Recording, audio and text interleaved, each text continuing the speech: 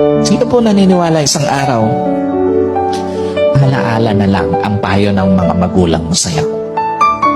At sino po naniniwala isang araw, yung nanay na kasama mo ngayon, maaaring katabi mo ngayon, yung tatay na kasama mo ngayon, isang araw, aalalahanin mo na lang din.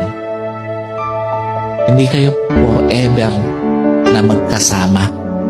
Kaya nga, lahat ng magulang hanggat kasama pa yung anak, gagawin ang lahat. Ipapayo lahat ng mabuti, paaalalahanan ng anak kasi alam niya, isang araw, iiwan niya yung kanyang mga anak. Isang araw, hindi lang payo ng mga magulang mo ang magiging alaala. Kahit magulang mo isang araw, magiging alaala na lang sa buhay mo. Kaya nga napakapalad mo kung may magulang ka pa ngayon na kasama, may magulang ka pa ngayon na nagpapayo sa'yo, may magulang ka pa na nagpapaalala sa'yo. Kasi one day, wala na yan sa tabi mo. Yung mga payo niya, alaala na lang din sa buhay mo.